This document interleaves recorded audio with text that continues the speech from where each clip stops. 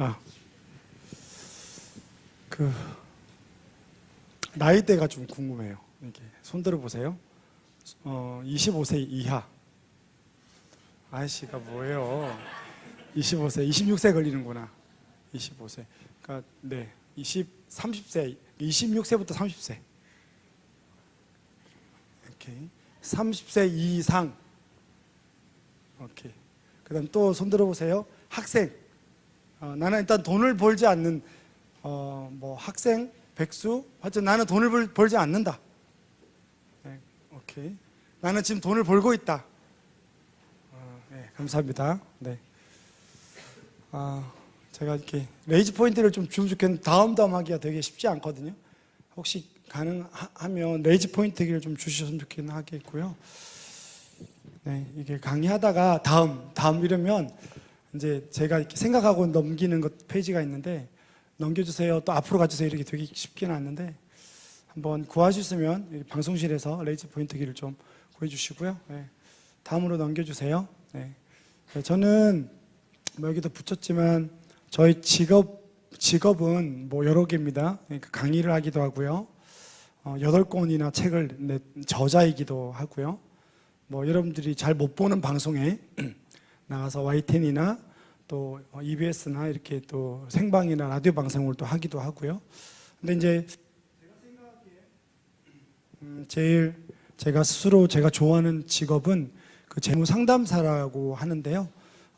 제가 삼성동에 사무실이 있습니다. 거기 있으면 사람들이 돈을 내고 상담료가 20만 원입니다. 그래서 3번 상담을 하고 재무 코치의 역할을 하는 겁니다. 그래서 오면 특히 이제 요즘 하나님의 크리스찬들을 많이 만나게 해서 돈이 뭔지, 이게 사실 돈은 영적인 부분이 양면이라서 돈을 예를 들어 여러분들이 만나서 집사님 돈을 좀 소비를 줄이고 싶어요 그러면 돈을 뭐 50만 원 쓰다가 10만 원을 줄이려면 그냥 우리는 숫자를 10만 원 줄일 수 있지만 사실 그건 굉장히 영적인 부분이에요.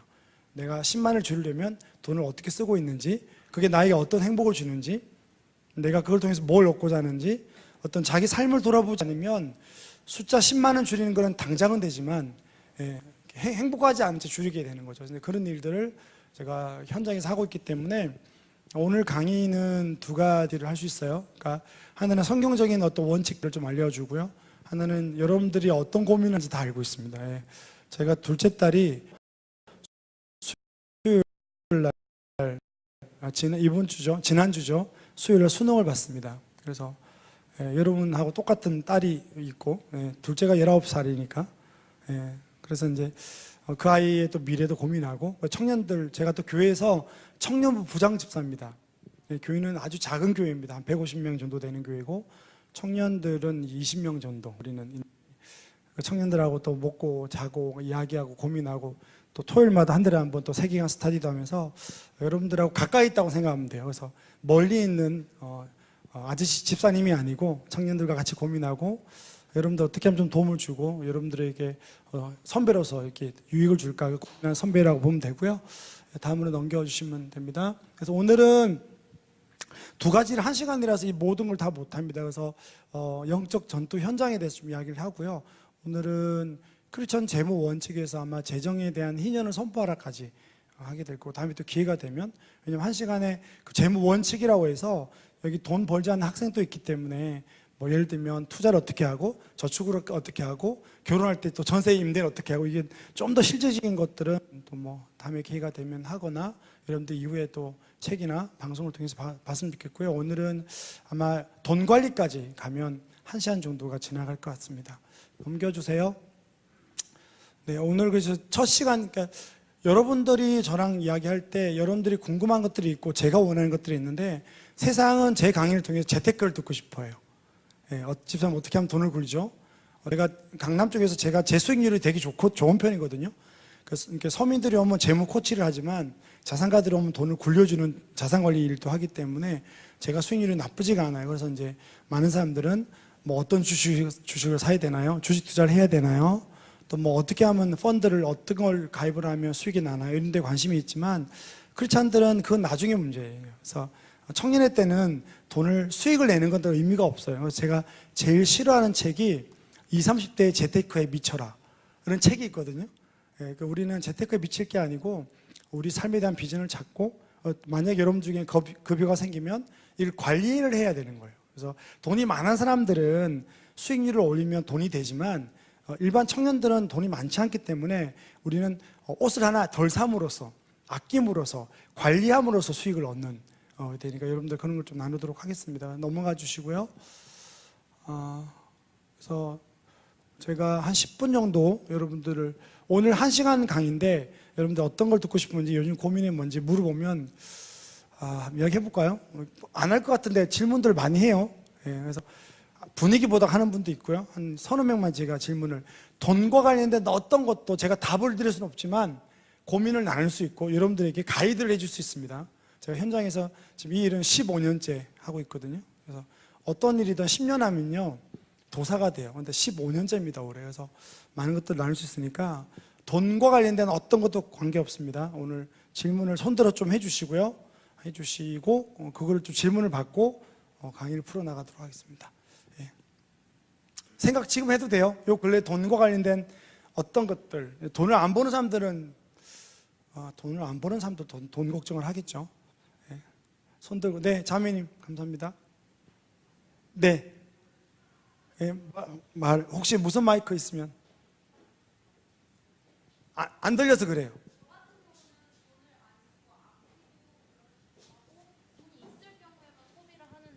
돈은 버시는 분이죠? 네, 돈은 법니다. 네. 네. 근데 근데 경제를 전공한 친구랑 대화하다가 그 친구는 돈이 없어도 요즘에 신용사회이기 때문에 뭐 신용카드를 사용해서 돈을 쓰는 것이 오히려 뭐 기회 비용이 뭐 생긴다든지 뭔지 뭐 복잡한 설명을 하면서 네. 그냥 그래서 돈을 써도 된다. 그러니까 신용카드를 써도 된다. 뭐 이런 식으로 설명을 하는데 제 입장에서는 없는데 왜 돈을 쓰지? 그러면 안 써야 되는 거 아닌가 했는데 되게 약간 무식한 취급을 받았거든요. 그래가지고 정말 제가 그 신용사회에 대해서 잘 이해를 하지 못하고 그런 경제 생활을 하고 있는 건지 아니면은 그거에 대해서 좀 의문이 생겼습니다. 네. 자매님 나이가?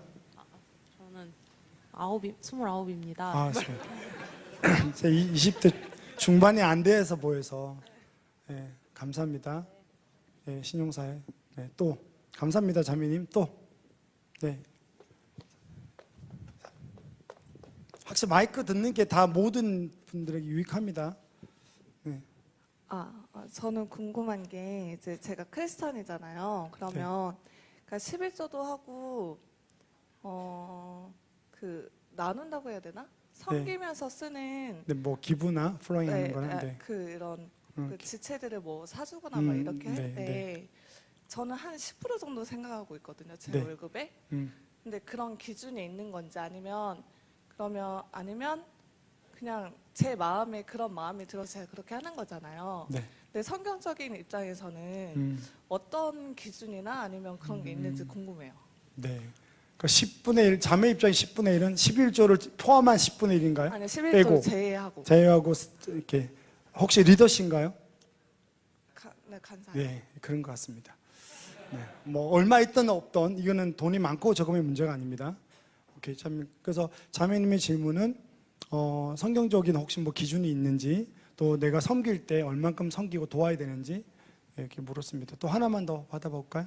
예, 형제님들이 별로 형제님 학생 같은데 형제님. 운동되겠다.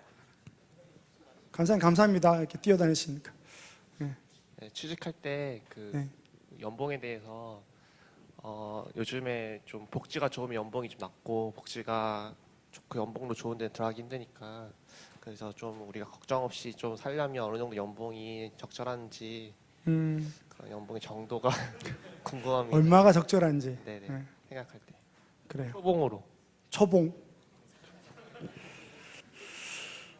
네, 오늘 아마 그 성경 공부 하다가 우리가 나누다가 그 일용할 양식이 어디까지인지 그래서 니즈와 원스가 있죠. 그래서 이렇게 주님이 말씀하신 일용할 양식이 어디까지여서 어디까지 돈을 쓰고 어디까지 모아야 되는지 좀 고민을 나누면 좋을 것 같습니다. 또 없습니까? 굉장히 좋은 질문들이 많이 나왔거든요. 있으면 한두 분만 더. 예, 오케이. 이 세 가지. 그래서 기억하세요. 자매님은 신용사에 대해서 어떻게 이해하고 또 이걸 또 크리스찬들이 굉장히 아끼고 주님의 주신 것을 귀하게 이렇게 하는데 어리석다 이야기를 할 수도 있죠. 그러니까 그거는 자매뿐만 아니고요. 여러분 선배들이 이제 그런 자매가 있어요.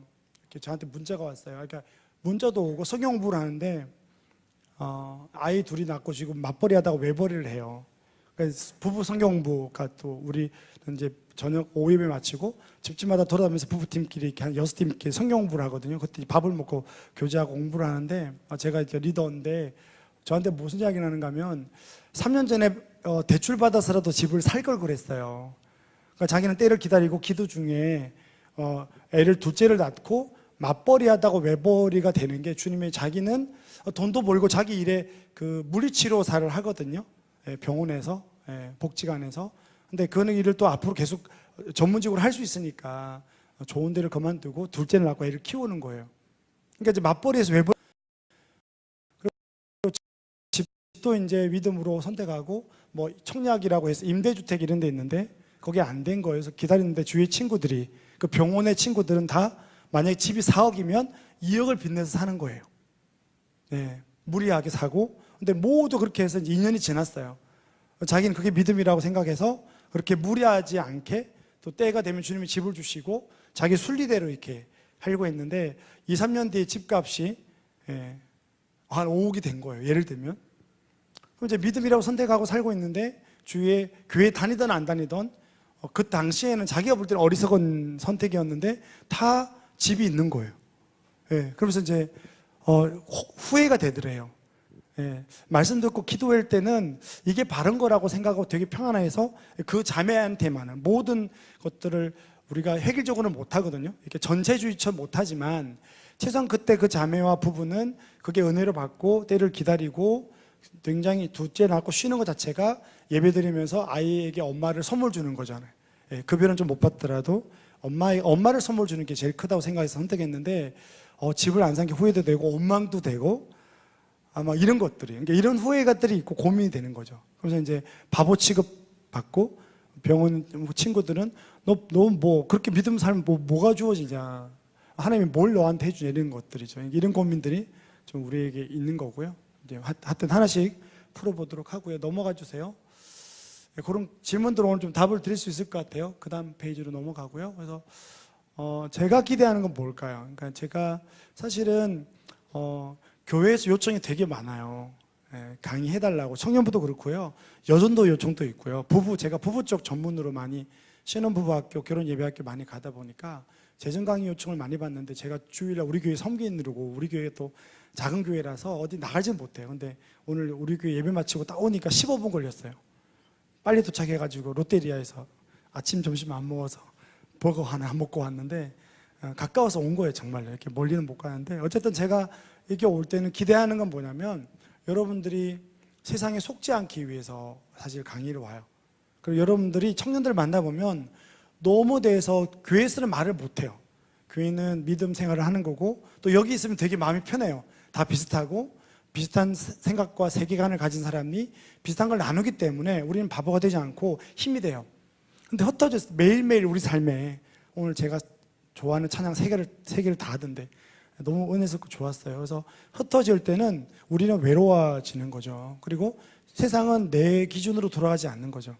그랬을 때 굉장히 우리는 헷갈리고 힘들어지는 거고 낙오자가 될 수 있죠. 그런 것들을 가져와서 교회에서 계속 나눠주면 되는데 점점 내가 비참해지고 직업이 안 구해지고 돈을 못 벌고 안 좋아지면 자꾸 냉소주의로 빠지기 시작하고요. 그 다음에 교회에서 그걸 나누고 그 약한 것들이 안 나눠지면 자꾸 이렇게 패배주의로 빠져서 교회도 안 오기도 하고요. 그런 것들이 많은 거예요. 요즘 청년들. 그래서 굉장히 돈에 눌려 있고 오포 세대고요. 결혼도 안 하려고 하고요. 주님이 우리에게 급여를 주심에도 불구하고 만족감이 없는 거죠. 왜냐하면 세상의 미디어가 우리에게 기준점이 너무 높아요. 그래서 좀 그런 것들을 좀 기대하고 제 강의를 듣고 여러분들은 생각을 좀 바꾸는 거죠. 그리고 이제 대화하기 시작하는 것들이고 나머지 찾아가고 공부하는 것들은 여러분 영역이지만 한번 세상의 기준을 찾고 여러분들에게 조금 도전을 주는 것보다는 좀 위로하고 우리는 절대 죽지 않는다. 급여 100만 원 괜찮다. 아까 초봉 이야기했지만 뭐 돈이 많이 우리는 속고 있는 건 돈이 많이 번다고 정말 행복하거나 여유롭지 않아요. 예, 그래서 오늘 그런 분들 좀 나누고자 합니다. 그다음 넘어가 주시고요. 이게 좀 중요하지 여러분들 입장에서 제 재정 강의가 보통 2시간짜리인데 그 안에서 중요하지 않은 것 이렇게 오늘 이 시간에 꼭 안 해야 될 것 제가 넘어가고 그냥 보여만 주겠습니다. 그래서 돈에 대한 고민을 나누고 교회에서 해야 될 것들은 사실 성경에서 부에 대해서 이야기할 때 우리는 자꾸 보고를 이야기하지만 성경을 저도 이제 경제를 공부하는 사람으로서 이렇게 깊이 보기 시작하면 구약의 복은 공동체의 땅으로 주어진 거예요. 사실은. 예. 그리고 그 복으로 상의 정의와 공의를 행하는 데서 아브라함이 그렇게 그 창세기를 보면 아브라함을 부를 때 부른 이유가 딱 적혀 있어요. 세상의 공의와 정의를 행하기 위해서 사랑을 행하고 아까 목사님 이웃 사랑하고 이런 부분들인데 어쨌든 돈에 대한 고민을 나눠야 될 것들이 첫 번째 뭐냐면 나중에 아까 신용 사회라 이야기했지만 많은 크리스찬들이 이 신용 크레딧 소사이어티 크레딧 때문에 자기의 주님이 주신 그 급여의 영역을 넘어서는 삶을 살게 돼요. 굉장히 중요해요. 그러니까 결국 자기의 능력의 경제적 능력을 벗어나게 되면 그게 어떤 삶인가 하면 노예의 삶이라고 보면 돼요. 그러니까 우리 이 사회가 무서운 게 그게 노예라고 말을 하지 않는 거예요. 근데 그 삶을 가만히 들여다보면 쫓기고 노예의 삶을 사는 거죠. 내가 원할 때 쉬지 못하고요. 그러니까 내가 하나님과 함께 이 삶을 주도해가지 못하고 마귀에게 체주의 종이 되는 거죠. 그러니까 빚지는 삶을 살게 되는 거죠. 그게 어디서부터 출발하는가 하면 자신 주님이 우리에게 주신 상황이 다 달라요. 여기도 연봉이 다 다를 수 있고요. 의사가 있을 수도 있고요. 여기에서 나중에 의사가 되는 분도 있을 수 있고 여전히 나중에 급여가 100만 원, 150을 벗어나기 힘든 분들도 있을 수 있어요. 그냥 그게 하나님이 우리에게 허락하신 우리의 모습이거든요. 그 능력들을 이제 벗어나기 시작하면 이제 빚지는 삶을 사는데 많은 청년들이 결혼하고 결혼 전에 이걸 벗어나는데 문제가 없는 사회에 살고 있어요. 우리 모두가 속고 있는 것들이 있고요. 두 번째가 아까 말했던 성경에서 말하는 복의 개념은 하나님의 은혜로 우리는 구원받고 주어지지만 누가 성공하고 은혜 받고 누가 돈을 많이 버는 것들이 주님의 은혜라고 다 말할 수 없어요. 예, 그렇게 말할 수 없는 것 좀 보고 그 다음에 대한민국에 대한 부의 축적이 노동으로 헌신하고 대가를 흘려서 받은 것들이 아니에요. 예, 그래서 요 근래 대한민국의 부의 축적과 자산의 축적들이 보면 대부분 수고하고 땀 흘리는 그런 대가가 아니고 자본의 축적으로 되는 거죠. 아까 말했던 그죠 4억짜리 집인데 2억을 대출받아서 레버리지를 이용해 사니까 그 집이 5억이 6억이 되는 거죠. 그래서 자본을 이용한 축적이지 누가 열심히 수고하고 땀 흘려서 그 대가로 돈을 버는 사람들이 많지 않다는 것들이 있기 때문에 이게 여러분들이 되게 위험할 수 있는 거고요. 또 이제 여러분들은 되게 힘들게 사는 부모님의 투영이에요. 그러니까 여러분 좀 덜하겠지만 여러분 밑으로는 더 심해요. 그래서 여러분 부모님이나 지금 젊은 부부들이 자녀를 볼 때 살아보니까 너무 힘든 거예요. 믿음으로 살아도 힘들고. 그러면 이제 어떤 으로 살면서 하나님의 여러 가지 증거들을 갖고 있지 못하고 내 자식들은 나처럼 살기를 원치 않은 거예요. 그러니까 너네들은 이렇게 살면 안 되고 이렇게 살아야 안전하다는 거예요. 그래서 자식들이 계속 교육을 시키고 걱정하는 거죠. 사실 믿음의 부모님들은 자식을 사랑하는 마음으로 걱정을 하지만 자식들이 이렇게 말할 수 있어야 돼요. 주님이 너에게 주신 달란트가 있으니까 세상은 별거 아니다. 급여를 좀 작게 받아도 되니 작게 쓰면 된다. 이 땅은 다가 아니고 주님이 오실 때가 있다. 이 종말론적 사고로 자식들을 바라보고 자식을 존귀하게 여겨야 되는데 그냥 부모 마음이 걱정되는 거예요. 그러니까 나는 그렇게 살아도 걱정되니까 너는 그러지 마라. 그게 어떻게 되는가 하면 투영되는 거예요. 그 성적이 좀 안 좋고 등급이 안 좋으면 존귀하게 이기거나 아이들이 자라거나 보지 않고 세상의 기준으로 아이를 보기 시작하는데 그런 아이들이 자라서 자기를 그렇게 보는 거예요. 이미 한국 교회도 많이 그렇게 돼 있는 거죠. 그래서 이 네 가지 것들이 지금 돈에 대해서 얽혀 있다고 저는 보는 거고요. 이것들을 우리가 좀 풀어야 된다고 생각을 합니다. 넘어가 주시고요. 그래서 이제 구약이 말하는 돈에 대해서는 복이라는 개념을 좀 생각 안 했으면 좋겠고요. 사실은 아모스를 보면 많은 대국들, 심지어 이스라엘도 무너진 이유가 고아와 과부를 보살피지 않고 경제 정의가 서지 않고 그 주님이 주신 그 경제로 전부 나쁜 짓을 하는 거예요.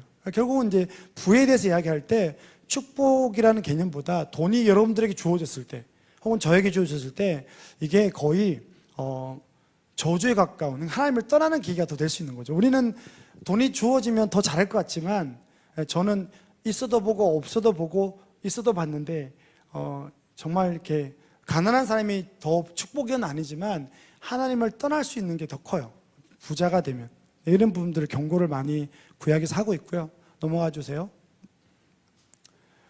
예수님 시대를 한번 볼게요. 예수님 시대는 제가 크게 앞에 요거만 보고 뒤에 이제 돈 관리 설명을 드릴 건데요. 예수님은 비유를 100% 맞는지 모르겠습니다. 예수님이 복음서에서 비유를 한 36에서 38가지 정도를 들었다고 저는 알고 있고요. 그 36에서 38가지 비유 중에 35%가 돈과 관련된, 그러니까 재물과 관련된 비유예요. 그러니까 예수님이 있던 시대는 농업 시대거든요. 그리고 그때는 다 유대인들이 소작농이었어요. 바리새인들이나 위에 이렇게 기득권층들 말고 일반 우리 서민들은 전부 뭐예요? 소작이죠. 그러니까 땅을 개간하고 그냥 노동을 소작해서 우리가 이제 먹고 사는 시대인데, 사실 예수님이 지금에 태어났다면 되게 돈에 대해서 경고를 하실 것 같아요. 왜냐하면 지금은 무슨 시대예요? 자본주의의 끝까지 가는 만몬의 시대거든요.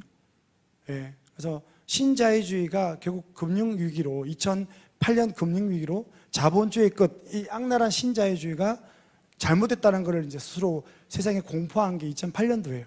여러분들이 좀 더 어릴 텐데 어쨌든 그런 만몬의 시대에 예수님이 오셨으면 돈에 대한 경고를 했을 것 같아요. 그러잖아요. 요즘 뭐 돈으로 안 되는 게 뭐 있어요? 예. 마이클 샌더 교수의 돈으로 살 수 없는 것들 책이 있는데 그 책의 내용은 이런 게 돈으로 살 수 없습니다 말을 하지 않고요. 자, 돈으로 사랑, 그 교수가 그렇게 이야기해요. 시간, 돈으로 살 수 있어요. 예. 그래서 뭐 저는 크리스찬이니까 그럴 리가 없겠지만 세상은 좋아하는 여자에게 차를 주고 집을 주고 명품 가방을 주고 계속 구애하면 여자가 따라온다고 이야기를 하는 거예요, 교수는.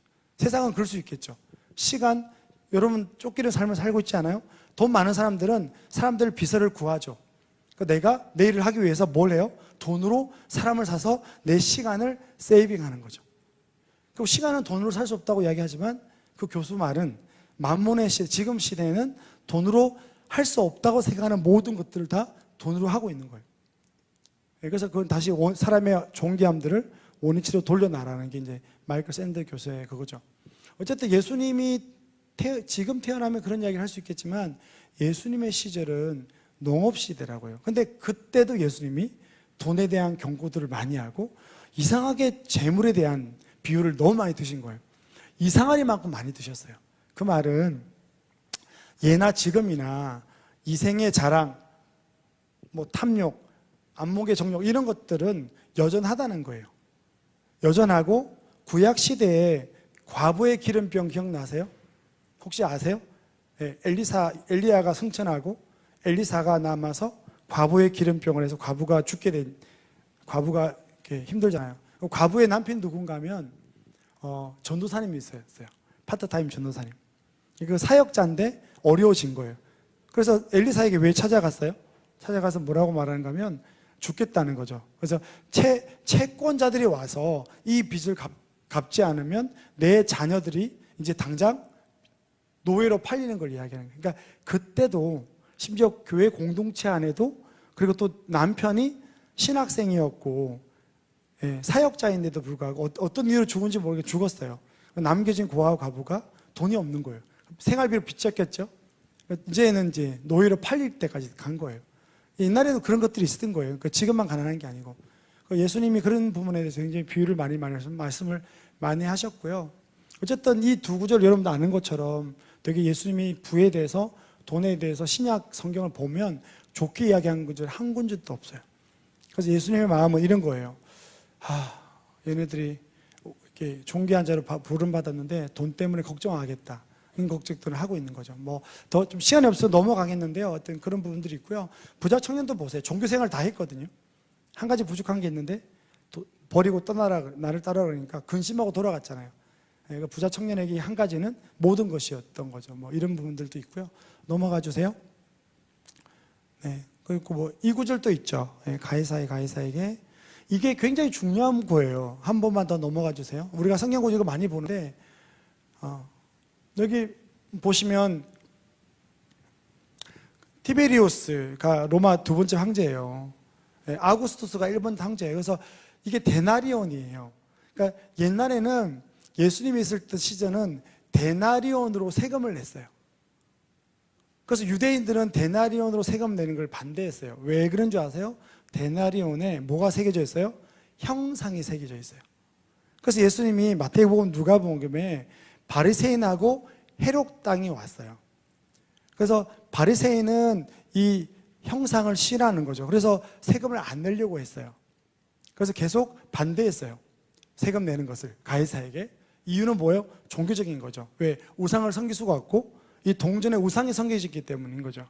근데 이걸 와서 이 질문을 하는 사람들이 바리새인과 헤롯 땅이었어요. 그래서 헤롯 땅도 뭐예요? 지금으로 말하면 옛날 우리 조선으로 말하면 침입한 거예요. 그래서 세금을 내게 하는 거예요. 이 두 사람이 만날 수 없는데 만나가지고 온 거예요. 그래서 예수님이 물은 거예요. 돈 좀 갖고 있으면 내놔 봐라. 근데 예수님이 뭐라고 물은가 하면 형상이 뭐가 있냐고 물어본 거예요. 그래서 예수님이 뭐라고 그랬어요? 가이사인 가이사에게 주라.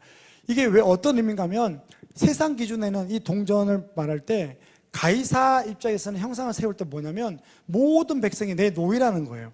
그러니까 이 세상은 내 거라는 거예요. 만몬이 내 거라는 거예요. 그래서 내 거니까 네가 나한테 세금을 내라는 개념이죠. 그래서 하나님이 뭐라고 말했어요? 하나님의 것은 하나님에게 내라고 했을 때 그건 형상을 이야기해요. 그 세상의 돈은 세상에 주고 너의 삶은 나랑 함께 가자. 나에게 헌신해라는 거였어요. 그러니까 이 구절이 예수님이 그걸 의미한 거예요. 돈은 주라. 왜? 가이사의 것이니까. 하지만 하나님 것은 하나님께 바치라는 건 뭐냐면 우리의 삶을 통해서 하나님께 헌신하라는 요구였어요. 넘어가 주시고요. 그래서 그것들하고 그 다음 구절하고 연결하면 돼요. 그 형상. 그러니까 가이사의 건 가이사에 줄 때 그 화폐 데나리온에 형상이 있다. 그러면 그 형상 안에 찍힌 사람이 누구 거예요? 가이사. 모든 그 나라는 내 거라는 개념이 있는 거죠. 그래서 우리는 누구 거예요? 하나님 거다라고 보면 되죠. 넘어가 주시고요. 그래서 이렇게 오늘 여러분들 본 본문들이 이렇게 나오게 되는 거예요. 그래서 오늘 여러분들하고 좀 나누고 싶은 거는 뭐냐면 이 몸을 산제사로 드리는 영역들이 뭐냐는 거예요. 이 1절의 말씀을 하나 더 넘어가 주세요. 그러니까 영적 예배가 뭐냐? 거룩한 산제사로 이 몸을 드린 영적 예배는 그 다음 절에 바울이 설명하고 있어요. 이 세대를 본받지 말고 뭐예요? 변화를 받아서 새롭게 이 패턴을 따라가지 않는 거예요. 영어로는 this world pattern이라고 되어 있거든요. 이 패턴을 따라가지 않는 영역을 이야기하는 거예요. 그래서 이 부분에서 굉장히 중요한 단어가 뭐냐면 본받다 하고요, 변화받다예요. 이게 동사가 어근이 form으로 되어 있어요. 그러니까 바울이 이걸 요구할 때는 생각을 바꾸라가 아니고요, 생각을 바꾸고 뭘 하라고요? 형태를 바꾸라는 거예요. 그래서 아까 신용사에도 그런 부분에서 자매가 물은 것들이 나와요. 넘어가 주세요. 네. 삭개오가 이제 형태를 바꾼 사람의 대표적인 거죠. 부자 청년은 근심하고 돌아갔는데 사실은 되게 재밌어요. 삭개오 이야기를 보고 잘못 오해하면 돈을 주님께 바치니 구원이 이르는 거잖아요. 삭개오 이야기에서 믿음의 선포가 있어요. 그리스도 나의 주요 이렇게 이야기가 없죠. 근데 왜 예수님이 구원이 오늘 너에게 이르렀다 그래요? 예수님 그 마음을 보신 거예요. 그러니까 예수님을 믿고 그 마음을 보면 뭐가 바뀌어요? 돈이 중요하지 않은 거예요. 그러니까 이건 되게 중요한 게 삭개오는 예수님을 진심으로 받아들이고 뭐가 돼요? 태도가, 돈에 대한 태도가 바뀌는 거예요. 이때까지 이렇게 살았는데 예수님을 진짜 만나니까 태도가 바뀌는 거죠. 그래서 예수님을 진짜 만난 사람들은 뭐가 되는가 하면 삶에서 돈에 대한 태도가 바뀌어야 되는 거예요. 부자 청년은 태도가 안 바뀐 건 뭐예요? 예수님을 만나지 못했다고요. 그러니까 근심하고 돌아가는 거예요. 왜? 종교적 활동을 다 했지만 근심하고 돌아가는 건데, 삭개오는 그 전에 많은 죄를 짓고 사람들을 토색하고 했겠죠. 세리장이니까. 그죠? 그렇게 했는데 예수님 만나니까 돈은 별거 아닌 거예요. 왜? 이건 태도가 바뀐 걸 이야기하는 거거든요. 그래서 여러분들 예수님을 깊이 만나면 돈의 태도가 바뀌어야 되는 거예요. 다음 넘어가 주세요. 이제 돈으로. 그러니까 이 구절을 통해서 여러분들과 좀 나누고 싶었고요.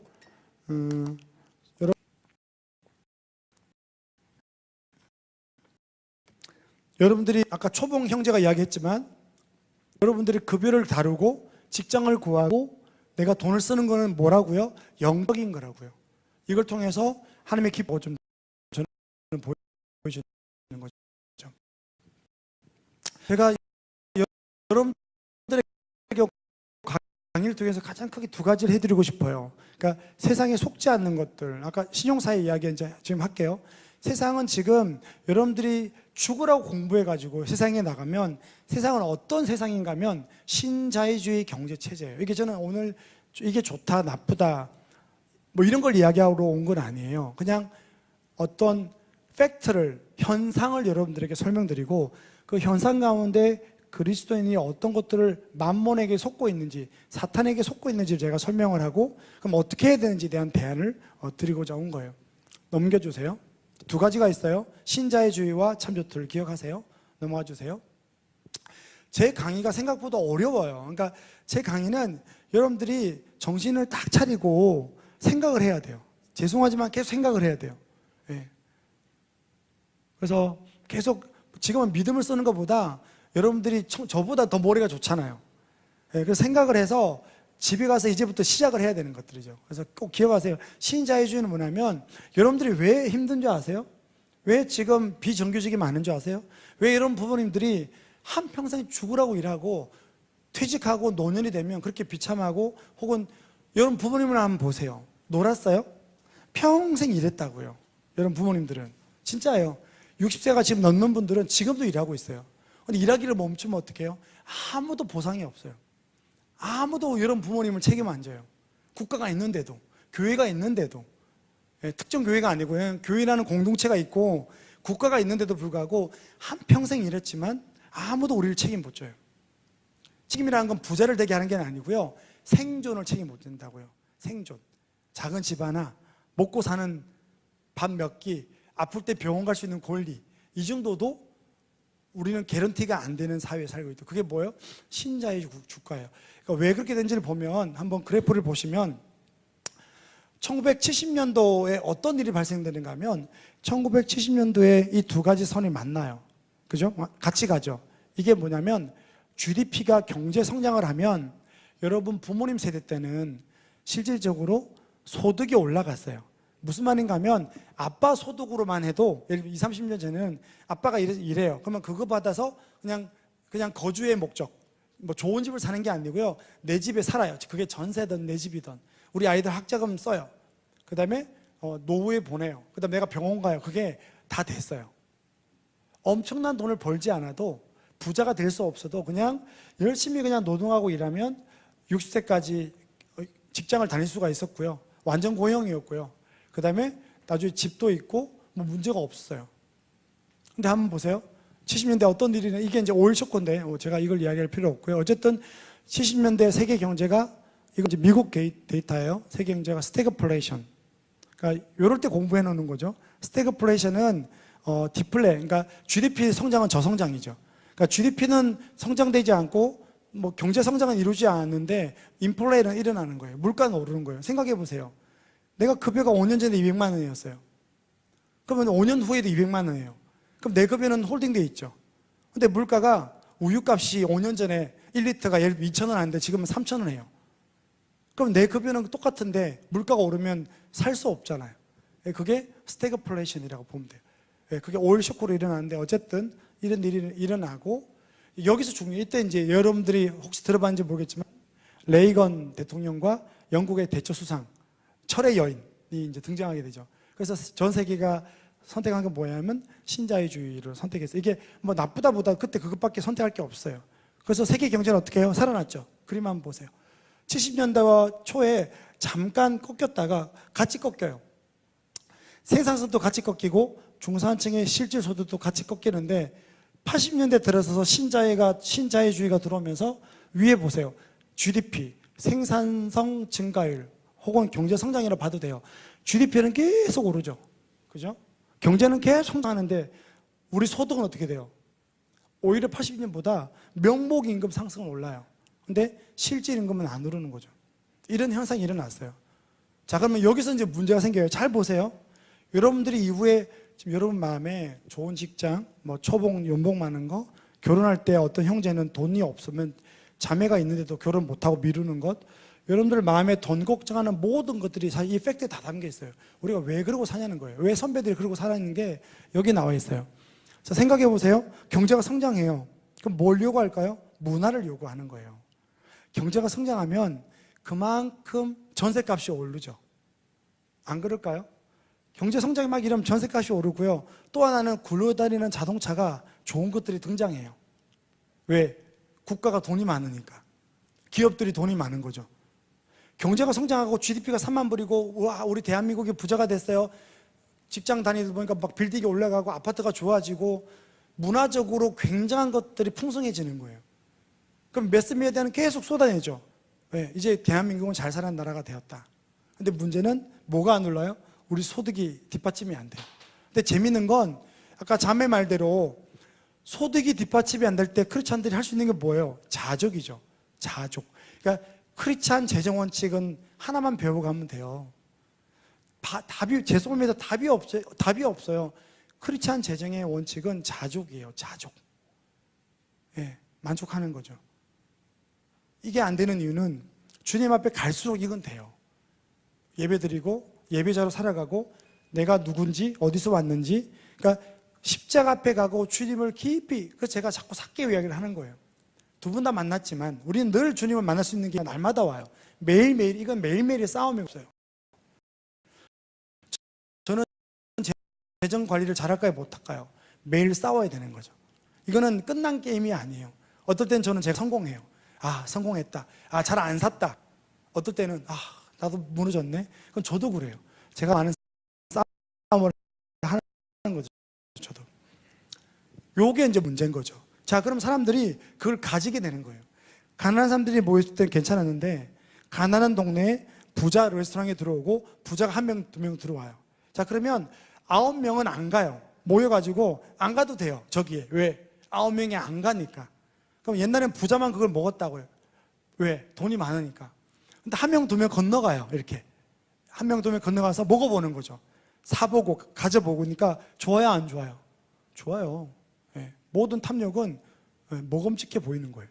그 마귀가 이브가 그렇게 넘어간 거잖아요. 하지 마라 그랬는데 좋아 보이는 거예요. 예수님이 40일 동안 금식 기도하고 나올 때도 좋아 보이는 걸 이야기하는 거예요, 마귀가. 그래서 그걸 좋아 보이니까 이제 넘어가는 거죠. 근데 지금은 어떻게 되게 되는가 하면 돈은 가난한 데 있는데 옛날에는 1명만 가질 수 있는 게 이제는 여기 한 2명밖에 안 남고요.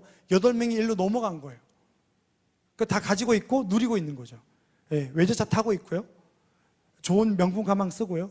근데 우리 급여는 여기 머물러 있는 거죠. 근데 여기서 문제가 생겨요. 이게 참조 틀이에요. 이게 뭐냐면 여기 8명이 있으면 나도 갖고 싶은 거예요. 근데 여기 있는 사람들이 1-2명밖에 가질 수 없는 걸 가지고 있는 거예요. 그럼 뭘로 가지고 있는 줄 아세요? 하나 더 넘겨주세요. 뭘로 가져요? 빚내서 가지는 거예요. 그러니까 크레딧을, 그러니까 자매가 물어보는 크레딧은 신용사회라고 말하면 틀린 거예요.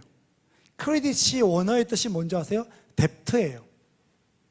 크레딧, 우리가 영어로 아는 크레딧은 뭐라고요? 뎁트라고요. 빚이에요. 이해가 돼요? 이 크레딧을 이용해서 편리함을 주지만 잘 생각해보세요. 크레딧이 빚이지 뭐예요? 자, 내가 물건을 사는데 이게 예를 들면 이게 아이폰이라고 이야기를 해볼게요. 자, 아이폰이 80만 원 해요. 나는 돈이 없어요. 그럼 우리에게 뭐가 있어요? 할부가 있는 거죠. 그죠? 할부가 있죠. 그럼 할부는 뭐예요? 크레딧을 이용하는 거죠. 우리 속이는 거죠. 이건 뭐예요? 빚을 내는 거잖아요. 그럼 10개월 동안 나는 빚의 노예가 되어서 그 돈을 갚기 위해서 뭘 또 해야 되는 거예요. 근데 저는 사지 말라는 게 아니에요. 우리가 할 수 있는 건 뭐예요? 크리스찬이 할 수 있는 거는, 자, 아이폰이 있는데 휴대폰이 있어요. 남들은 다 새 거를 사요. 난 아직 휴대폰이 아직 있어요. 괜찮아요. 멀쩡해요. 그럼 나는 이걸 사고 싶어요. 그럼 급여를 모으면 되는 거죠. 한 달에 7만 원씩 적금 넣는 거죠. 6만 원씩. 그러면 우리가 해야 될 건 뭐예요? 주님은 우리에게 지금도 돈을 주신다고요. 그리고 원하면 우리는 1년 뒤에 모아서 그 아이폰을 구입할 수 있는 거예요. 못하는 게 아니에요. 못하는 게 아닌데 세상은 그걸 못하면 불행해질 거라고 메시지를 계속 던지는 거죠. 그러니까 지금 청년들의 문제뿐만 아니고 많은 대한민국의 경제 생활을 하는 사람들의 문제가 뭐냐면 조급한 거예요. 그리고 못 기다리는 거고요. 아까 말했지만 이미 8명이 여기 넘어가 있어요. 여기는 목사님도 있을 수 있고요. 장로님도 있을 수 있고 교회 청년도 있고 청년회장도 있을 수 있어요. 이 8명 중에. 이건 뭐예요? 예. 크레딧을 이용하는 사람들인 거죠. 그래서 대출을 통해서 이걸 메꾸고 있는 거죠. 넘어가 보세요. 이게 이제 우리나라 현실이에요. 우리나라는 IMF 때문에 이 일이 일어났어요. 한번 보세요. 1998년 이후에는 다 똑같은데 2000년도 넘어오면서 이 갭이 벌어지기 시작했어요. 네, 엄청나죠. 이 파란 선이 GDP라고 보면 돼. 26,000불. 쉽게 말해서 경제 성장 26,000불인데 기업의 총소득은 보면 35,408만 8천이에요. 그러니까 쉽게 말해서 우리가 26,000불을 벌어서 기업들이 더 많이 가져가죠. 맞습니다. 위에 녹색이 뭐냐면 가계 총소득이에요. 가계 총소득은 18,600불이에요. 그러니까 뭐냐면 여기는 이건희 회장님이 들어가 있어요. 그리고 우리 교회, 여러분 석관조항교회, 또 우리 교회에 가난한 분들도 있어요. 거기에 대한민국이라는, 우리가 대한민국 국민이니까 가계 총소득에 들어가는 거죠. 그걸 인구로 나눈 거예요. GNI라고 할 수도 있는데. 근데 실질적으로 우리 소득은 평균으로 보면 안 되는 거예요. 내 소득으로 봐야 되는 거죠. 그러니까 이게 이제 문제인 거죠. 대한민국은 3만 불이에요. 그러면 한 가구에 4명이 살면 1억 2천을 버는 국가예요. 근데 내 소득은 100만 원, 200만 원이에요. 그럼 이 사회가 문화적으로 요구되는 걸 우리는 뭐로 해요? 대출로 하는 거죠. 빚으로 하는 거죠. 네, 넘어가 주세요. 네, 또 넘어가 주시고요. 제가 제 얼굴 보이는데 중요한 글자들이 있는데 어쨌든 하나 더 넘어가 주세요. 네, 요게 문제예요. 그래서 제가 이걸 왜 끌어오는가 하면 신자유주의가 여러분들에게 던져주는 거는 우리가 우리의 소비 패턴과 지금 당장 쓰는 돈을 이야기하는 게 아니고요. 여기서 가장 문제는 우리의 사고예요. 사고. 그러니까 자매가 굉장히 자매는 그게 굉장히 믿음을 잘 지키는 거예요. 예, 자꾸 그런 친구들이 그러면 만나지 마세요. 너무 막 돈 쓰는 사람들 너무 주위에 많으면 멀리 해도 돼요. 예, 우리가 세상으로부터 도망갈 수는 없지만 그렇게 너무 안 좋은 영향을 주고 날 바보 취급하면 어떡해요. 경제 공부를 하는 사람하고 우리가 믿음으로 싸울 수가 없어요. 그 친구들하고 자고 붙어도요, 디베이트를 해도 논쟁이 돼요. 똑같이 경제 공부죠. 저의 경제는 중심이 뭐예요? 가해사액은 가해사액이 주는 거잖아요. 그 세상의 것들은 세상이에요. 우리는 하나님의 형상을 입은 하나님의 것들이기 때문에 세상이 다른 세상에 살고 다른 끝이 다르고 다른 데를 가고 있단 말이에요. 근데 한 세상에 살고 있는 거예요. 그래서 어려운 부분들이 있는 거예요. 자, 넘어가 주시고요. 또 넘어가 주시고요. 쭉쭉 넘어갈게요. 이제 급여 관리 할게요. 자, 또 넘어가고요. 그래서 그 앞에, 그래서 여러분들 해야 될 게 뭐냐면 참조틀인데 제가 이 앞에까지 강의를 통해서 나누고자 하는 거는, 자, 따라해 보세요. 참조틀. 네, 참조틀은 요게 만약에 500ml 물이라고 생각하세요. 예, 목사님 한 10분 정도 더 해도 돼요. 예, 딱 10분만 더 하겠습니다. 그 물 500ml 물이 얼마 할까요? 이게 500ml 물이라고 생각해 보세요. 삼다수 얼마 정도 먹으면 될까요? 500원 어때요? 500원. 제가 500원 주고 삼다수를 사 먹었어요. 1,000원 주고 사 먹으면 어떨까? 1,000원. 삼다수 1,000원짜리 1,000원 어때요? 1,000원 비싸요. 네. 3,000원 주고 사 먹으면 어때요? 말도 안 되죠. 그죠? 참 재밌어요. 삼다수를 3,000원이나 먹은 건 그건 에비앙을 이야기하는 거예요. 호텔에서 먹으면 에비앙이 3,000원이거든요. 여러분들이 에비앙이나 삼다수를 3,000원 주고 사 먹으면 말도 안 되고 웃고 있잖아요. 예, 이게 소비 패턴이거든요. 그러니까 이게 물을 하나 사 먹을 때 이게 경제 용어로 재화나 용역이에요. 재화나 용역을 이용할 때 얘는 비싸다. 비싸니까 먹으면 안 돼. 아니면 이 정도는 내가 가져도 돼라고 생각하는 이 공동체적 인식의 틀이 참조틀, 준거점, 기준점이에요. 이해가 되죠? 예, 소비적 결정, 재무적 결정을 해서 소비를 하거나 서비스를 이용할 때, 여행을 갈 때, 물건을 구매해 올 때 이 정도는 괜찮아, 괜찮지 않아라고 생각하는 인식의 틀이 이야기했는데, 여러분들이 옷, 영화, 식사, 휴대폰, 특히 휴대폰, 가방, 안 그런 분들도 있지만 결혼하고 나서는 이제 아이들 유모차, 특히 형제들에게는 직장 다니고부터는 자동차 살 때는 여러분들이 어떤 차를 샀어요? 형제가 연봉이 4천인데 차를 제가 뭐라고 샀는가 하면 아반떼 한 800만 원 이상 사면 안 된다 그랬거든요. 자, 연봉이 4천이면 여러분들은 어떤 차를 타도 될까요? 연봉이 4천이면 여러분들의 기준틀은, 참조틀은, 그렇지, 연봉 4천이고 직장인 다니고 결혼 전이고 결혼할 게 있으면 아반떼 새 차는 살 수 있지 않을까라고 생각할 수 있어요. 그게 지금 문화인데 저는 그럼 그게 미쳤다고 생각되는 거예요. 그건 여러분, 제가 물 하나를 3,000원 먹는 거랑 동일하다고 보면 돼요. 이해가 되죠? 이런 게 뭐예요? 기준점이 이미 우리는 다 무너져 있는 거예요. 이게 파이 게임인데 연봉 4천에 자동차 1,000만 원 이상을 넘어가기 시작하면 이게 디드로 효과라고요. 이거 하나 때문에 모든 기준이 올라가면서 돈을 쓰기 시작하는데 그게 청년의 때 출발점인 거예요. 그래서 그 연봉 4천이 연봉 6천이 되면 내가 소나타를 타다가 은혜를 받았어요. 이런 강의를 듣고 집에 와서 다음에 차를 살 때 모닝으로 차를 낮출 수 있어요? 절대 안 돼요. 그게 경제적 하방 경직성이라 그래서 못 낮추는 거예요.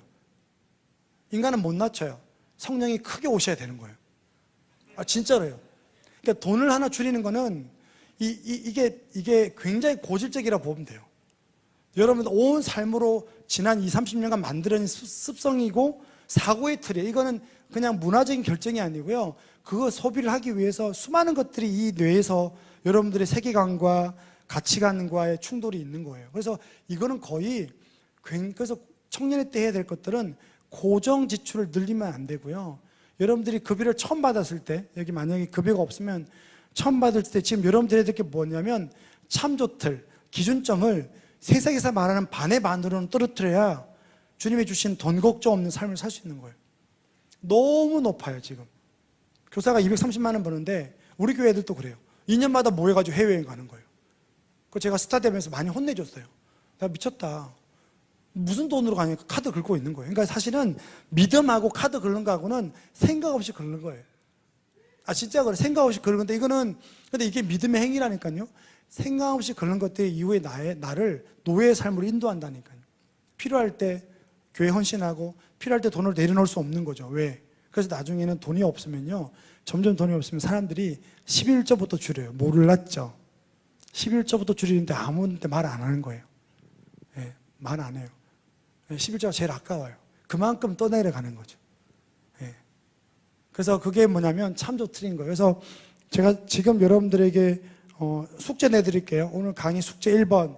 집에 가셔서 여러분들이 생각하는, 그러니까 지금 돈을 쓰고 있는 걸 하면 안 되고요. 내가 욕구예요. 그러니까 내가 지금 돈이 없어도 늘 생각하는 그게 기준점이에요. 근데 그거를 한번 점검해야 돼요. 예, 왜? 돈만 주어지면 그걸 가지니까. 그래서 여러분들이 생각하는 기준틀, 형제 같은 경우는 야, 나중에 내가 돈을 벌면 이 차를 가져야지 하는 그 차가, 예, 제가 알려드릴까요? 어떻게 따지면 되는가 하면 파이 게임이기 때문에 퍼센테이지가 있어요. 세전은 연봉은 내 연봉이 아니에요. 내 통장에 들어오는 거. 연봉 세전 4천이면 실제로 내 돈이 통장에 들어오는 거 270만 원 정도밖에 안 돼요. 260. 그죠? 그러면 연봉 4천 기준으로 거기서 내가 차를 만약에 정말 사고 싶으면 할부 안 되고요. 현금 주고 살 수 있는 게 %예요. 그럼 얼마짜리예요? 800만 원짜리예요. 이게 제가 정한 기준이 올바른 준거점이에요. 근데 사람들 되게 많이 놀래요. 연봉 4천에 800만 원 이상을 사면 안 돼? 여러분 나중에 돈을 갖고 한번 캐시플로우라 그러는데 인생을 길게 보고 한번 계속 계산해 보세요. 이때부터 무너지면 점점 무너지는 거예요. 그래서 연봉 8천이 왔어요. 8천짜리 왔어요. 제가 8천이면 얼마예요? 어떤 차를 살 수 있어요? 아반떼도 겨우 살까 말까 하는 거예요. 근데 지금은 그렇게 안 해요. 할부 유예가 있기 때문에 연봉 4천이면 이미 BMW나 벤츠를 타요. 그러니까 그런 생각이 그렇게 교회 주위에 타고 와도 이제 막 불러가지고 회개기도 하고 교회에서 연봉 4천인데 소나타 타고 왔어. 샀다 그러면 자랑하러 왔는데 막 불러가지고 혼내주고 전 이래야 되는 거죠. 근데 그렇게 말을 못하는 건 몰라서 못하는 거죠. 이게 준거점이라는 거죠. 근데 그거를 뭐 한다고요? 낮추라는데 저거 보세요. 세상은 자꾸 참지들을 높이는 거죠. 세상이 소비가 너희를 자유케 하는 거죠. 그리스도가 우리를 자유케 하는데 돈이라는 건요, 소비하기 시작하면 진짜 소비가 우리를 자유케 하는 것 같아요. 이 안에 모든 것들이 다 있는 것 같아요. 그래서 그거를 낮추라고 말씀드리고 싶고요. 넘어가 보세요. 넘어가 주세요. 그래서 주님 우리에게 빛과 소금들에게 살아라고 했지만 우리는 하나 더 넘어가 주세요. 빛과 소금으로 살고 있는 거죠. 그러니까 이게 전부 우리가 소금으로 나오는 거예요. 아담과 하와가 뱀에게 속은 게 이 부분이에요. 딴 거 없어요. 네, 속은 거죠. 하나님 못 믿는 거고. 그래서 만약에 돈이나 물질로 행복하면 주님 우리에게 주시죠. 근데 왜 우상을 섬기지 말라 했는가 하면 우상을 섬기는 게 진짜 인간에게 행복이 아니기 때문에 그래요. 주님이 아시는 거예요. 네, 넘어가 주시고요. 넘어가 주시고요. 이제 오늘 요거만 하고 제가 내려가겠습니다. 여러분 재정의 hin인을 선포하는 거예요. 자, 내가 급여 받는 사람 손들어 보세요. 네, 급여 받는 사람. 네, 이 사람들 집에 가서 해야 돼요. 넘어가 주세요. 청년의 때에 경제 희망 찾기에 제일 중요한 건 뭐냐면 생각을 바꿔야 돼요. 일하는 거예요. 일하는 것. 청년들 만나보면 되게 많이 어디가 무너져 있는가 하면 코람데오라는 단어들이 많이 무너져 있어요. 그러니까 요셉이 노예로 살았지만 종으로 살았지만 집사로 살았죠. 집을 관리하는 늘 어떤 일을 하든 죽게 하듯 코람데오 하나님 앞에서 일을 한 것처럼 했죠. 그래서 청년의 때 제일 중요한 건 뭐냐면 만약 여러분들이 원하는 대학에 못 갔어요. 나 생각보다 똑똑한데 원하는 대학에 못 갔어요. 그리고 또 원하는 직장에 못 갈 수도 있어요. 그럴 때 여러분들 해야 되는 것들은 그 대학과 그 직장에서 죽게 하듯 일을 하고 공부를 해야 되는 거예요. 그러니까 이 마음의 정서가 이게 없으면 이제 삶에서 늘 불만인 거예요. 그런 불만은 소비로 나타나게 돼 있어요. 소비 패턴을 분석을 하는 것들을 보면 영적이라 이야기를 했잖아요. 그래서 여러분들이 돈에 대해서 앞으로 생각할 때 제일 중요한 건 여러분들의 직업이에요. 그러니까 어떤 직업을 가지던 크리스찬들은 내가 원하든 원하지 않던 거기가 주님이 나를 불렀다는 생각들에 대해서 생각의 틀들을 자꾸 바꿔가야 돼요. 그래서 여러분들의 어떤 세상의 현상들을 자꾸만 하나님 나라 기준과 주님의 안에서 이걸 자꾸 보기 시작해야 돼요. 그리고 주님이 그걸 갚아준다는 생각을 해야 되고 가야 돼요. 그래서 크리스찬 재정의 가장 큰 건 일하는 것이라고 보면 되고요. 제가 50대 은퇴 예정자, 여러분 부모님들 60대 가도 이야기를 해요. 연금 받고 부동산 살 생각하지 말고 제일 중요한 건 은퇴 이후도 좋아하는 일을 통해서 100만 원 벌라는 거예요. 그러니까 지금은 일하는 게 복지 사회가 됐어요. 자본의 축적으로 돈을 버는 것보다는 크리스찬들은 은퇴가 됐어요. 그럼 주님께 갈 때까지 할 수 있으면 일하는 거죠. 수고하고 땀 흘리고 이런 것들을 멈추면 안 돼요. 그래서 게으르지 말라고 한 것들이 여기 있는 거죠. 넘어가 주시고요. 그래서 청년 때는 뭐가 제일 중요하다? 일하는 게 중요하다. 여러분들 원하든 원하지 않던 그 일을 해라. 그래서 요새 자본주의로 넘어오면서 한국 교회가 제일 놓친 게 요셉이에요. 여러분 요셉을 한번 공부를 다시 기회가 되면 요셉의 이야기를 몇 번 읽어보세요. 요셉의 이야기는 총리된 요셉이 아니에요. 하나님이 요셉을 우리에게 이야기한 것은 총리가 돼서 높은 자리에 가서 사람들을 섬겨라가 아니에요. 사실 요셉이 총리가 되어서 야곱의 가족들을 보살폈지만 요셉은 총리로 살 때 요셉의 머리, 요셉의 자녀들의 이름 전부 이집트화 됐어요. 말씀 가지고 계속 부딪힌 것보다는 몇 번 잘했지만 요셉은 총리가 되고 나서도 하나님의 법보다는 어쩔 수 없이 그 왕조의 법을 따랐다고요. 어쩔 수 없이.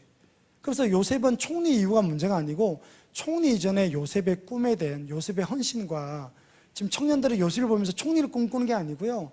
노예로 살 때, 감옥에 살 때, 청지기로서 일할 때 지금은 그 삶이 그렇거든요. 여러분 삶이 지금 요셉하고 다르지 않다고요. 가족으로부터 내쳐가지고 여러분들이 쫓겨나진 않았지만 거의 여러분들 보살펴 주지 않는 사회, 부모님 또 여러분들 책임질 수 없는, 그리고 남 밑에 들어가서 일하는.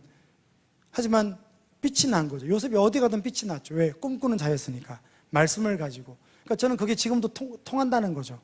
100만 원 벌던 아르바이트를 하던 믿음으로 살고 말씀을 가지고 살면 많이 못 벌더라도 세상은 여러분들이 저는 알아볼 거라고 봐요. 순수한 영혼과 성실함으로. 그러면 사람들이 여러분을 찾기 시작하는 거죠. 요셉을 찾았잖아요, 계속. 그 말씀에 대한 꿈 때문에 그렇거든요. 그게 요셉의 핵심이라고 저는 보는 거예요. 그리고 요셉의 총리가 된 것처럼 여러분들에게 주님이 높여주시면 그 자리에 가서 세상을 섬기면 되는 거죠. 그래서 이런 부분들이 우리에게 너무 많이 이렇게 다 이거 이거 없이 이거는 다 제외가 되고 자꾸만 결과론적인 것만 이야기하는 거예요. 네, 그래서 저는 그건 아니라고 좀 보고요. 그다음에 청년회 때 중요한 게 돈을 관리하는 부분. 그래서 이제 지금 한 15분 동안 그걸 볼 거예요. 그래서 넘어가 주세요. 급여 관리하는 것만 하고 제가 내려가겠습니다. 넘어가 주시고요. 자, 넘어가 주시고요. 넘어가 주시고요. 네, 넘어가 주시고요. 네, 오케이. 자, 자매 오늘 제 강의를 들었습니까? 세상은 이걸 이야기해요. 그러니까 한번 보세요. 하나님이 우리에게 현금을 주실까요? 신용을 주실까요?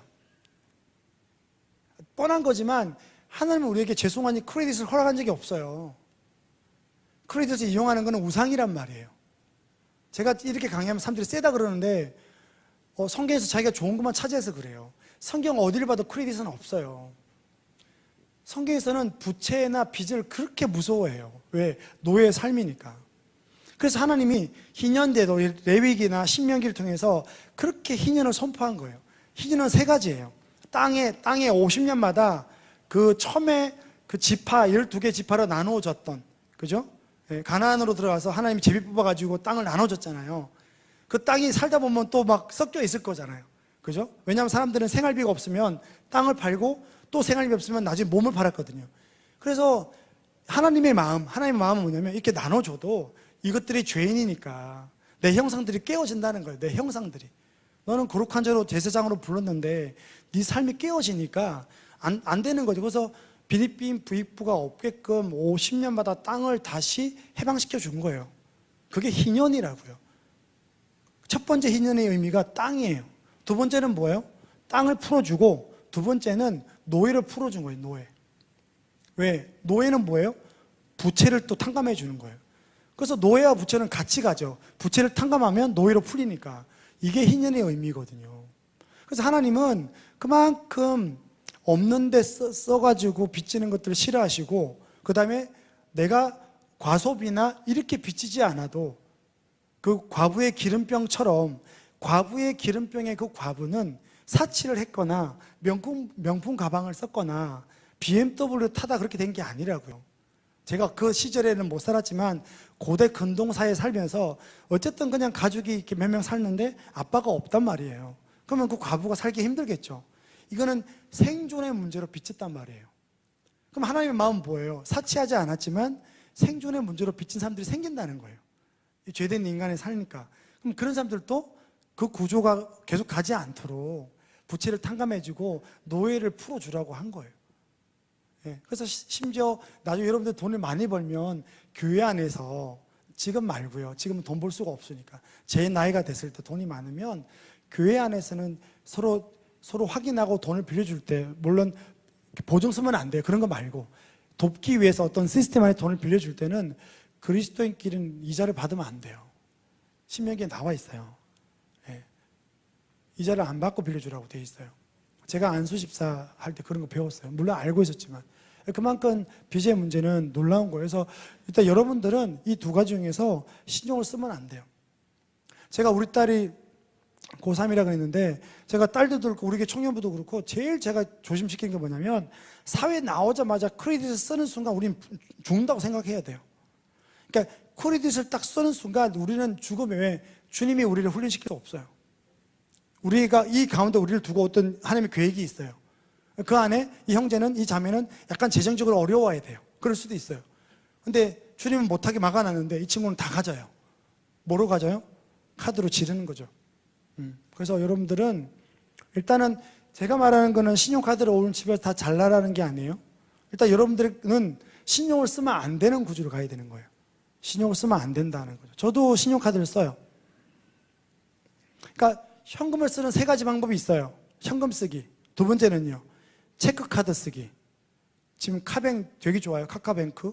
체크카드 그 2%까지 줘, 이자를. 세 번째는 뭐예요?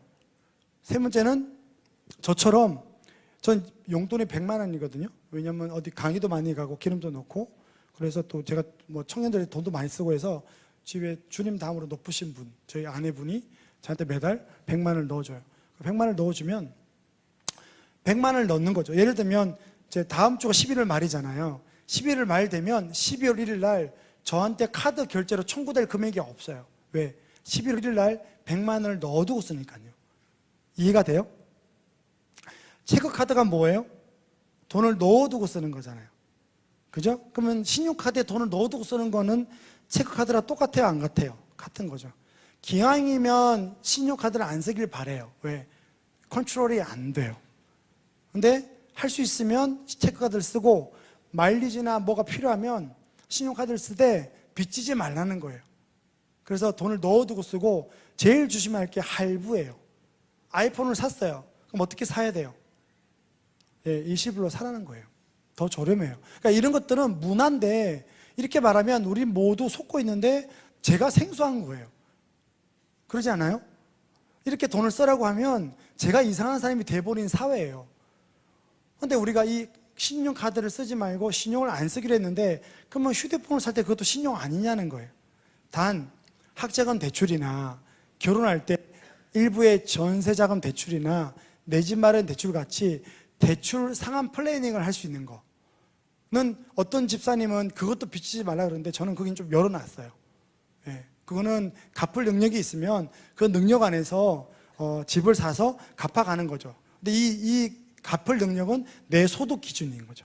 내 소득을 벗어나서는 빚지면 안 되는 거지만 저는 오늘 소비하는 거예요. 오늘 물건 사고 오늘 옷을 사고 오늘 빚을 몇 달 져요? 한 달밖에 두 달밖에 빚 안 지는데 그게 어려운 게 아니에요.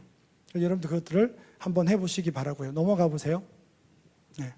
그래서 신용카드를 쓰지 않는다. 넘어가고요. 자, 이제 한번 보세요.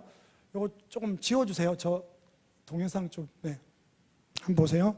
이 자매 건데요. 그 다음에 이제 여러분들 해야 될 것들이 오늘 뭐 하는가 하면 이제 예산을 세우는 거예요. 예산. 그냥 예산이에요. 예산. 어떤 자매가 200만 원을 벌어요. 그 다음에 오른쪽에 보세요. 주거생활비로 5만 원, 식비, 외식비 30만 원, 교통비 15만 원, 통신비 9만 원, 뭐 이렇게 써요. 그래서 제가 보통, 여기는 지금 보면 월세가 있어요, 없어요? 없죠. 그 말은 엄마, 아빠와 같이 산다는 거죠. 그죠? 예, 그러면 제가 요구하는 거는 내가 엄마, 아빠와 같이 살면 여러분들 얼마 벌든지 간에 가능하면 청년의 때는 100만 원 이상 쓰면 안 돼요. 네, 100만 원 이상 쓰면. 왜 그런가 하면 내가 혼자 고정지출이 150이 되면 나중에 결혼해가지고 외벌이 되면요. 혼자 150만 원 쓰는 습관이 되기 때문에 되게 고치기 힘들어요. 어쨌든 여러분들이 필요한 거는 예산을 세우고 이런 것들을 적어보라는 거죠. 이 자매는 처음에 상담했을 때 200만 원 벌고 이 자매가 얼마를 썼는가 하면 180만 원을 썼어요. 그럴 수 있어요. 180만 원 정도 쓰더라고요. 그 다음 넘겨봐 주세요. 이 자매 훈련한 게 저랑 훈련한 게 뭐냐면 신용카드를 다 없앴어요. 그래서 한 게 뭐냐면 여러분 재정의 hin연을 선포하는 건 뭐냐면 그거 빠뜨렸네요.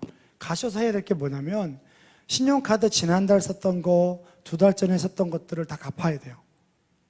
재정의 hin연을 선포하는 거는 카드 값이 다음 달에 돌아올 게 있죠. 그럼 엄마 아빠 돈을 빌렸어라도 대출받아 사면 안 되고요. 적금 깼어라도 이제 여러분들은 어느 날 딱 끊었을 때 여러분들에게 카드로 돈이 안 나가는 구조를 만들어야 돼요. 근데 그게 1,000만, 2,000만 되지는 않을 거라고요. 왜? 몇 달 전에 썼던 할부금이나 물건 값을 썼다면요. 그래서 여러분 재정의 hin연을 선포하는 거는 일단은 원점에서 다 출발하는 거예요. 빚지지 않는 상태. 학자금 대출은 어쩔 수 없고요. 소비로 인한 건 빚지지 않는 상태를 이야기하는 거예요. 그래서 여러분들이 12월이 되던 1월이 되던 언제인지 모르겠지만 딱 어느 날 선포하는 거죠. 그리고 이제 급여를 받으면 그 급여를 뺏어갈 자가 없는 거예요. 그럼 이제 그 한 달로 내 돈을 쓴다고 생각을 해봐요. 이 자매가 신용카드를 없애고 외국 가면 명품 가방 늘 사왔던 자매예요. 그러니까 이 자매는 180만 원 쓰는 게 어떻게 썼는가 하면 한 달에 평균적으로는 100만 원밖에 안 쓰는데 비정기 지출이라고 해서 여행 갈 때 쓰는 거, 여행 가는 거, 가방 사는 거, 옷 사는 거, 피부 미용 이런 것들은 매달 쓰는 것들이 아니잖아요. 그게 비정기 지출이에요. 이런 것들을 카드로 다 쓴 거죠. 그래서 캐나다를 회사에서 갔는데 이렇게 현금만 쓰게 해봤어요. 저 카드는 체크카드고요. 그래서 자매가 저기 오른쪽 보세요.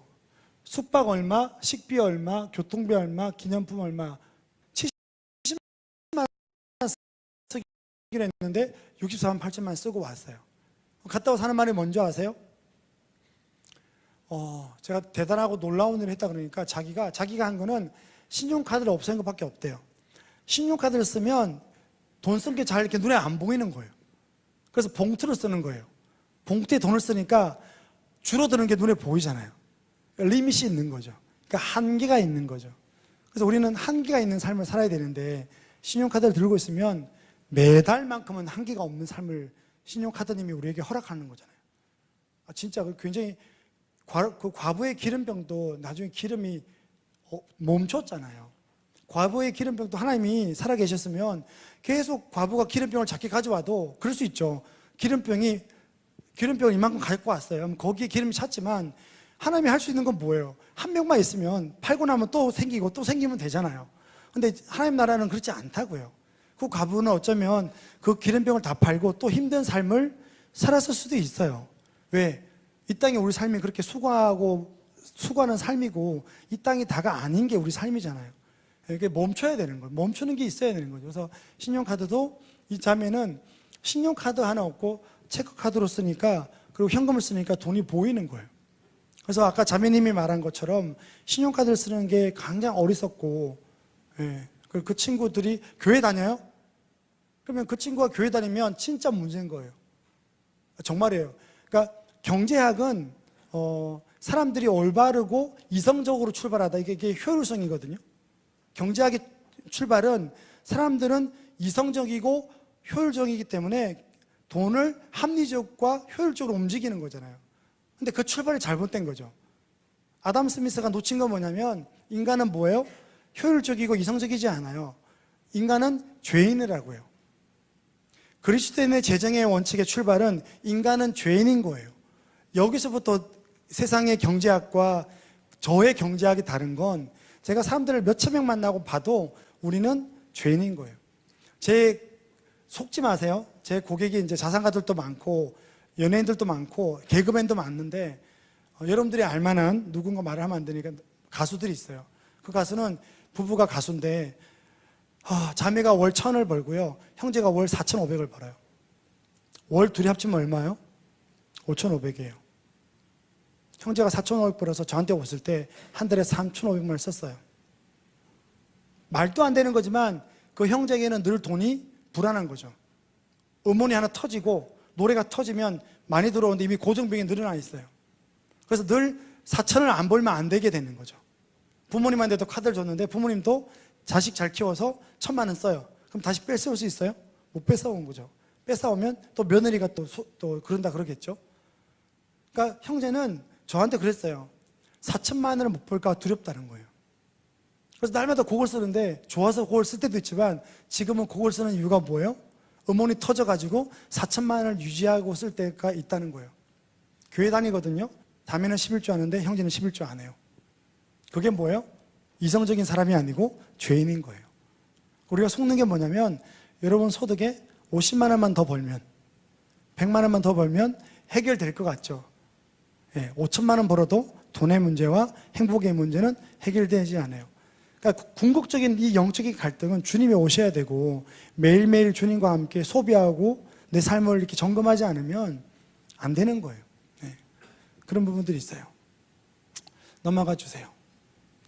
이제 마지막입니다. 좀 더 있지만 목사님 다음에 한 번 더 불러주세요. 불러주시면 이제 또 저축은 뭐지, 투자가 뭔지 좀 몇 가지 제 간증도 오늘 못했어요. 그래서 간증도 하고 그래서 일단은 여러분들이 해야 될 것들은 이렇게 나누는 거죠. 그래서 예비비라는 통장은 갑작스럽게 돈이 필요한 통장이에요. 그래서 예비비도 만들어 보고 아까 말했지만 명절, 그 다음에 여행, 1년에 있는 뭐 스키 타는 거 이런 것들 쓰는 거 1년에 한 번 쓰는 것들은 비정기 지출을 모아보고 그 다음에 뭐 이렇게 카뱅도 만들고 어쨌든 이거는 여러분 나름대로 저에 맞춰라는 게 아니고요. 돈 관리는 여러분들이 잘 할 수 있는 거 하시면 돼요. 어떤 분은 네이버 앱을 이용하는 분도 있고요. 아까 그 앞에 여행 간 자매는 진짜 봉투를 쓰더라고요. 지금도 봉투는 저는 불편하거든요. 근데 어쨌든 현금을 쓰는 방법이 3가지라 그랬잖아요. 봉투에서 매일 동전을 그 자매는 넣어 다니는데 봉투에. 지갑이. 저는 그건 못해요. 동전이 여기 돈을 써보니까 동전이 주머니에 막 있는 게 저는 너무 저 개인적으로 힘들더라고요. 예. 그래서 저는 신용카드를 돈을 넣어두고 쓰는 방법을 택했고요. 여러분들은 현금을 봉투에 넣어두고 쓰기, 체크카드 쓰기, 신용카드에 먼저 돈을 넣어두고 쓰기, 이 세 가지가 있으니까 여러분들이 맞춰서 좀 했으면 좋겠습니다. 더 할 게 많은데 쭉 넘어가 볼게요. 쭉 맨 뒤로 넘어가 보세요. 쭉쭉쭉쭉쭉. 네, 제 간증도 있는데 넘어가 보세요. 네, 요거만 하고 마치겠습니다. 그 앞에 앞으로. 예. 아니요, 예, 요거만 하고 제가 마치겠습니다. 자, 정리를 좀 해볼게요. 제가 오늘 여러분들이 와서 아까 자매님 그 플로잉 부분은 이렇게 기부는 제 고객 중에 평생 혼자 살았는데 외무부에 사셨어요. 선교사도 일하고. 근데 그분이 저하고 상담할 때 많이 우셨어요. 평생 헌신했는데 자기 노후는 주님이 자기 책임을 안 진다는 거예요. 그러니까 우리는 죄인이기 때문에 적절하게 내가 쓸 것들을 내가 준비하는 거죠. 우리가 아프면 기도하지만 병원 가잖아요. 이게 일반 원총 가운데 써야 될 것들이거든요. 예, 결혼할 때도 기도하고 일하는 것들이죠. 그래서 이 밸런스가 되게 중요해요.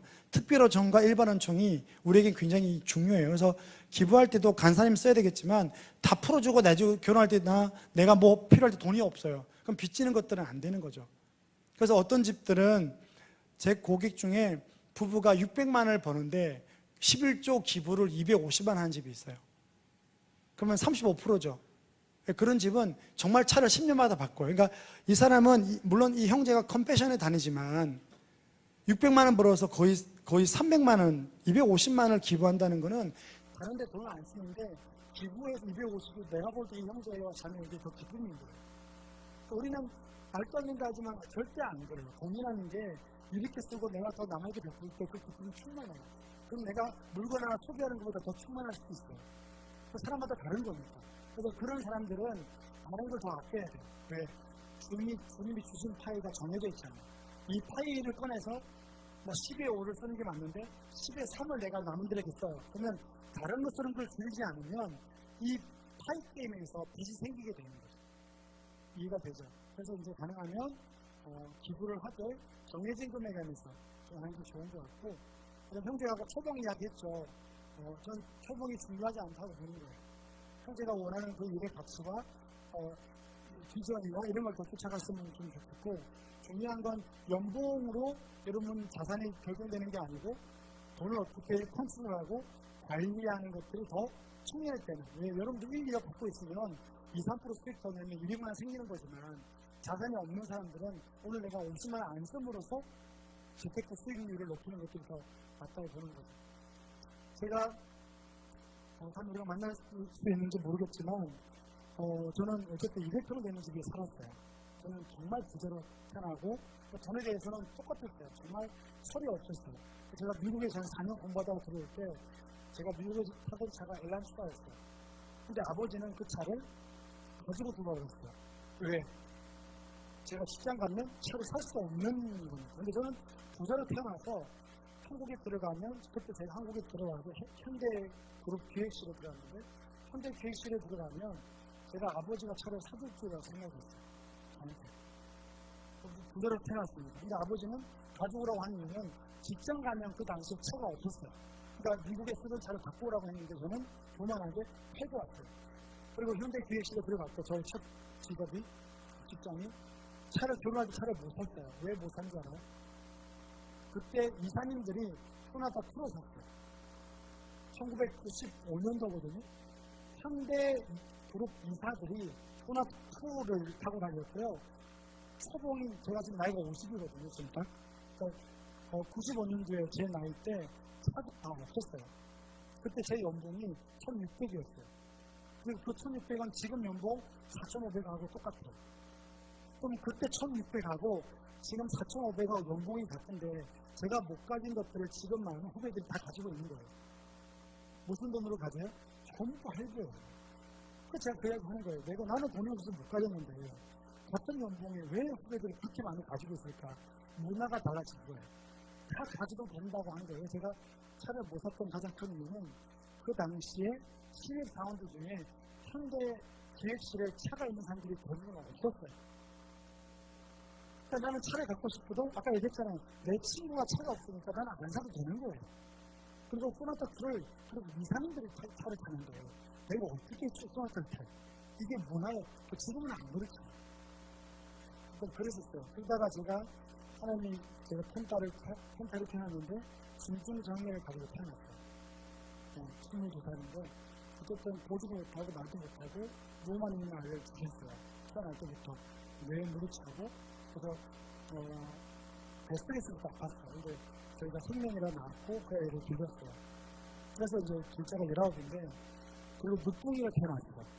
어쨌든 그런 스토리가 있어요. 서울 와서 제가 한 건 뭐냐면 전단지 돌리고 신문 돌린 거예요. 그리고 한 10년을 제가 고생하고 열심히 모으면 전세까지 떠오르고 그러니까 2천만 원밖에 없었거든요. 그러면 1,000만 원 모으면 전세가 오르면 또 이사 가고 나중에는 제가 정말 7년 동안 모은 돈이 한 3,500을 모았어요. 그래서 6,500만 원을 모았는데 저희가 빚지지 않겠다 생각했는데 저희 집이 방 한 칸이었어요. 근데 제가 그 방 한 칸을 지금은 뭐 연봉이 많고 그리고 제가 아버지 부부 때문에 제가 빚진 게 18억이었어요. 보증으로 빚진 게. 그러니까 그런 상태였어요, 제가. 그리고 저는 다산자가 되고 제가 전단지를 돌리고 어떤 그런 자에서 나중에 제가 그 방 한 칸을 나올 때 그 연봉이 되게 여덟이 됐어요. 근데 그 집에 2년을 더 살았고요. 그러니까 돈이 모이기 전에는 이사를 안 한 거예요. 그러니까 쉽지 않거든요. 근데 방 한 칸에서 4년 살고 나올 때 제가 깨달은 게 아내랑 저랑 고백한 게 죽지 않는구나 했어요. 앞으로 아이 키우면서 내 식구가 방 한 칸에 4년 살았는데 거기 주님이 계시고 부부가 서로 신뢰하고 우리 집에서 성경 모임도 하고 성경도 하고 믿음으로 사니까 불편했지만 세상은 우리가 죽을 것이라고 얘기했거든요. 아이는 아프고 18억 빚이 있고 우리가 전단지 돌려서는 이제 서로 못 산다라고 얘기했지만 빚 없이 최소 생활비로 열심히 노동하고 전단지 돌리고 컴퓨터 가르치고 내가 할 수 있는 모든 걸 다 했어요. 요셉처럼 하나님이 조금씩 길을 열어주는 거예요. 결론은 죽지 않는다는 거예요. 제가 우리가 속고 있구나. 작은 급여, 좋지 않는 직장, 이런 우리를 죽이는 거예요. 우리는 안 죽는다고. 우리 영혼이 안 죽으려면 대체가 없어야 된다고 보는 거죠. 그래서 어쨌든 이 유모차가 우리 집 유모차인데 늦둥이가 태어났어요. 늦둥이는 6세예요. 22, 19, 셋째는 6세인데 6세의 유모차예요. 어느 날 이 6세 유모차를 가지고 저희 교회가 아차산역에 있거든요. 현대백화점 천호대교 지나서 가는데 이걸 끌 때 저 마음은 불편해요. 이제는 돈도 좀 있고 나이도 있는데 좀 좋은 거 끌고 싶은데 아내가 워낙 검소해서 그걸 끌고 간대요. 생각해보세요. 제 나이에 나이 50이 다 돼가지고 애를 끌고 갈 때 제가 할머니인지 아버지인지 구별이 안 돼요. 남들 볼 때 그런 제 마음이 있어요. 근데 저쪽에서 넘겨주세요. 저쪽에서 저 유모차가 와요. 그럼 지나치면서 제가 정말로 고개를 숙였어요. 왜 그랬을까요? 창피했던 거예요. 저에게는 엄청난 간증들이 많거든요. 빚도 다 갚았고요. 엄청난 정말 간증이 많은데 제가 이렇게 강의하고 책을 쓰지만 그 순간만큼은 저도 어떻게 돼요? 창피한 거예요. 저 되게 놀랐어요. 저한테 그런 게 없는 줄 알았는데 저 젊은 친구들은 젊고 좋은 유모차를 타고 우리는 거의 바닥에 앉으면 땅에 닿을 듯한 유모차에다가 또 그 집 애기는 우리 애를 이렇게 보고 있고 또 기분 되게 나쁘고 우리 애는 이렇게 있고 이런 상황들이 딱 세상적으로 보이는 거예요. 그러니까 지나치면서 제가 고개를 숙였어요. 창피했던 거죠. 이게 뭐예요? 창조 대님이 날마다의 대님. 여러분들은 어떻게 했냐고요. 제가 만약에 모닝을 사라고 그랬다. 그럼 문 열 때 얼마나 창피할까요? 저보고 사고 나면 내가 어떤 천지 안 보이거든요. 근데 믿음을 갖고 쓰는 거예요. 하나 좀 넘겨주시고요. 되게 어려운 거예요. 넘겨주시고요. 그래서 여러분들에게 요 구절 되게 좋아하거든요. 이렇게 좀 자족하고 살기를 바라고요. 그 다음에는요. 제가 돈 걱정 크리스천 책을 살 때 나오고 그 책 안에 모든 책을 사는 사람들은 저 엽서가 끼어져 있어요. 그래서 결국은 돈 걱정 없는 크리스천 청년으로 살고 싶으면 방법이 하나가 있어요. 날마다 주님을 만나는 거고요. 또 개인으로 안 돼요. 공동체가 같이 주님께 교회가 주님께 나가면 돈 걱정 없는 크리스천으로 살 수 있어요. 그래서 오늘 강의가 끝났는데 꼭 기억하세요. 창조설 기억하고요. 신자의 주 기억하고요. 카드 생활 한번 기억해서 여러분 속 패턴을 바꾸고 틀에맞게 내려놓고 비치지 않는 삶을 살았으면 좋겠습니다. 고맙습니다.